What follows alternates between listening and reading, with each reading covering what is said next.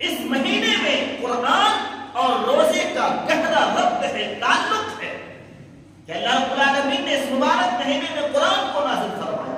شہر رمضان الذی انزل فیہ القرآن ھدی للناس وبینات من الھدی والفرقان، کہ رمضان ہی کا مہینہ ہے جس میں اللہ رب العالمین نے قرآن کریم کو نازل فرمایا جو لوگوں کے لیے ہدایت ہے، جو ہدایت اور حق و باطل کے درمیان تمیز کرنے کی نشانیاں ہیں، جس میں واضح دلائل بھی اللہ رب العالمین نے بھی فرمایا۔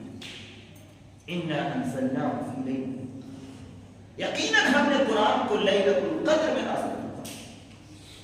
معلوم یہ ہوا کہ اللہ رب العالمین نے سب سے بہترین کتاب، سب سے افضل کتاب کو سب سے افضل مہینے میں اور افضل مہینے میں سب سے افضل رات میں نازل فرمایا، جو تمام ہزار مہینوں سے بہتر ہے۔ انا انزلناہ فی لیلۃ القدر، لیلۃ القدر خیر من الف شہر، یہ وہ لیلۃ القدر ہے جو ہزار مہینوں سے، ہزار خیر من الف شہر، جو ہزار مہینوں سے بہتر ہے۔ اس مہینے میں، اس مہینے کی جو سب سے بڑی خاصیت یہ ہے، جو خصوصیت ہے، وہ یہ ہے کہ اللہ رب العالمین نے اس مہینے میں قرآن کریم کو نازل کیا جو لوگوں کے لیے ہدایت ہے۔ اس لیے ہمیں قرآن کریم سے رشتہ جوڑنا چاہیے بطور خاص اس مہینے۔ قرآن کی تلاوت کیجیے، قرآن کو سمجھیے، تفسیر سے پڑھیے، قرآن کے اندر جو پیغامات ہیں ان پیغامات کو سمجھیے۔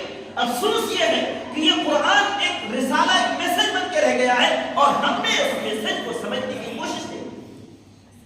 یہ تو اسی طرح ہے جو آپ کو کوئی خط بھیجے، لیٹر بھیجے، آپ کا کوئی رشتہ، آپ کا کوئی دوست آپ کو خط بھیجے اور اس خط کو آپ لینے کے بعد نہ پڑھیں اور رکھ دیں، یہ تو وہی سمجھنے کی کوشش نہ کریں۔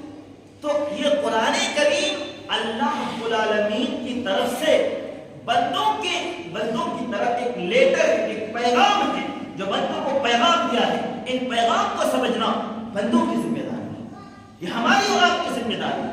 قرآن میں کیا ہے سمجھیں، قرآن پڑھیں، قرآن کے معانی، اس کے اسرار و رموز کو، اس کے تشبیہات کو، اس کے استعارات کو سمجھنے کی کوشش کریں، اس کے معانی، اس کے مفاہیم کو سمجھنے کی کوشش کریں۔ تو اس مہینے میں قرآن کے ساتھ ہمارا رشتہ مضبوط ہونا چاہیے۔ اسی طرح اس مبارک مہینے کی ایک خاصیت یہ بھی ہے کہ اللہ رب العالمین اس مہینے میں بندوں کو جہنم سے آزاد کرتا ہے، بندوں کو جہنم سے آزاد کرتا ہے۔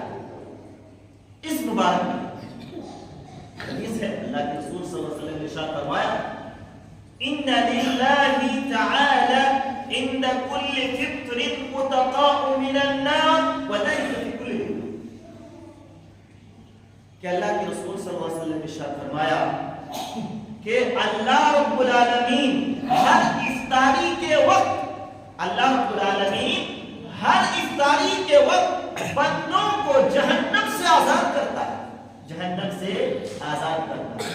اور یہ ایک دن کا مسئلہ نہیں، یہ ایک گھنٹے کا مسئلہ نہیں، بلکہ وذلك فی کل لیلہ، ہر رات آزاد کرتا ہے۔ معلوم یہ ہوگا کہ 30 روزے، 30 دن اور 30 دن کے ہر رات میں اللہ تعالیٰ بندوں کو جہنم سے آزاد کرتا ہے۔ اور اس سے بڑی کامیابی اور کیا ہو سکتی ہے کہ بندوں کو جہنم سے نکال کر کے جنت میں لے جائے، اس سے بڑھ کر کامیابی کیا ہو سکتی ہے۔ اس لیے ہمیں بھی کوشش کرنی چاہیے کہ اللہ رب العالمین سے دعا کرنی چاہیے، کثرت سے اللہ رب العالمین کے سامنے دنیا بازاری کرنا چاہیے کہ اللہ رب العالمین تو ہمیں بھی ان بندوں میں شامل فرما جنہیں تو جہنم سے آزاد کر کے جنت میں داخل کر، تو جہنم سے آزاد کرتا ہے اور جنت کی طرف لے جاتا ہے، ہمیں بھی ان بندوں میں شامل کرنا، اور یہی سب سے بڑی کامیابی ہے۔ اللہ رب العالمین خود قرآن کریم کے اندر ارشاد فرماتا ہے، فمن زحزح عن النار وادخل الجنة فقد فاز وما الحياة الدنيا الا متاع الغرور، کہ جسے جہنم سے بچا لیا گیا، فمن زحزح عن النار، جسے جہنم سے چھٹکارا دیا گیا، جہنم سے بچا لیا گیا، وادخل الجنة، اور جنت میں داخل کر دیا گیا، فقد فاز، یقیناً اسے کامیابی، وہ کامیاب ہو گیا، وہ باغباد ہو گیا، وہ کامیاب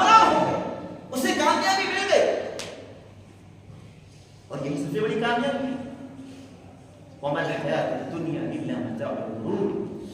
اور یہ تجھے دنیا کی رنگینی، اس کی آرائش اور اس کی چمچماہٹ، اس کی شادابی، اس کی زرخیزی تمہیں دھوکے میں نہ ڈالے.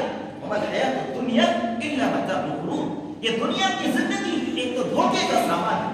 یہ دھوکے کا سامان ہے. یہ ایک بلبلا ہے، ایک کھلونا ہے، ایک گھروندا ہے جو انسان دھول سے، مٹی سے گھر بناتا ہے، پھر اس گھر کو خود سے ہاتھ سے کرتا ہے. اس لیے دنیا کی زندگی تمہیں دھوکے میں نہ ڈالے. اور یہ دنیا کی زندگی دھوکے کا